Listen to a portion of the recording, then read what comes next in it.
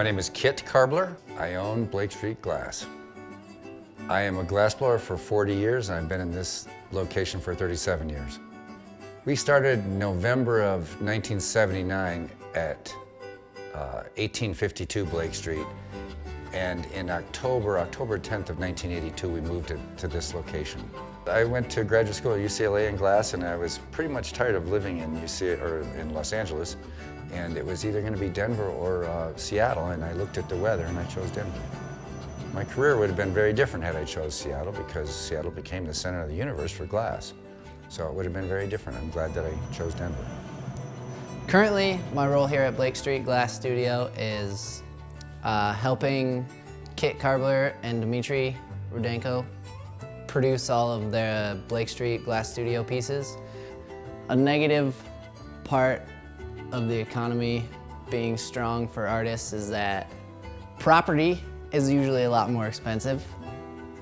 The price of everything probably just goes up a lot.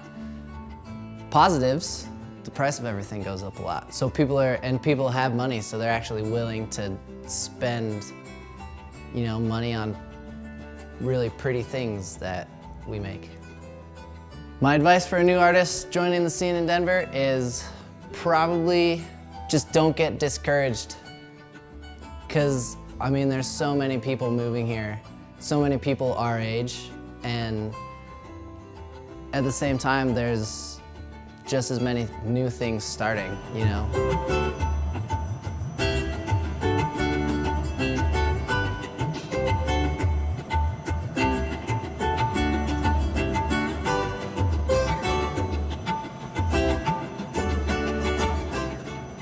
And watching it all unfold in my lifetime, I'm 62 years old, the difference between what we were seeking as artistic expression in the 1970s has changed. There seems to be less emphasis on a classical approach to art, whether it's music or two-dimensional or sculpture, doesn't matter. There's been a shift, and I suppose that has to do with the change in generations of how we see it. There's definitely less of an appreciation of a classical approach. You can't say whether it's a good or bad thing. It's an observation that I'm making that just things change. The change from in the Rhino district and the change from what I've heard in the Santa Fe district, it's just getting, like anywhere else, San Francisco's having similar problems in some of their art district areas. It's just getting gentrified.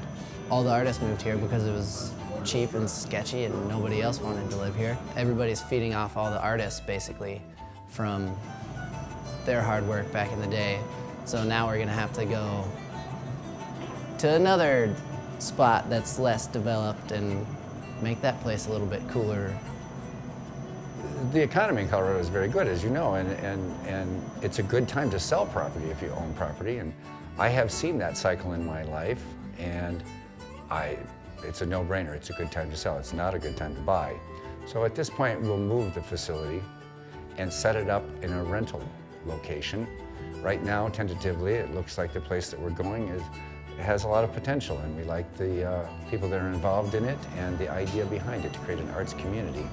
I don't think joining a collective is a necessity for artists right now, but it's just the way that the best art is made, really, is through cooperation, just like constantly having feedback from different people who view, your practice from an outside perspective that you have. I think Commerce City is actively courting artists to locate in their city limits because they want a changing base of their tax revenue as well. Because it is a good time to sell, I accept that. There are realities to that. But it is also an emotional decision. Like any place you've been for so many years, there are lots of memories. But change is good, and I'm looking forward to what it brings. It'll be exciting to start up again and start with young people and try it a different way. It's time.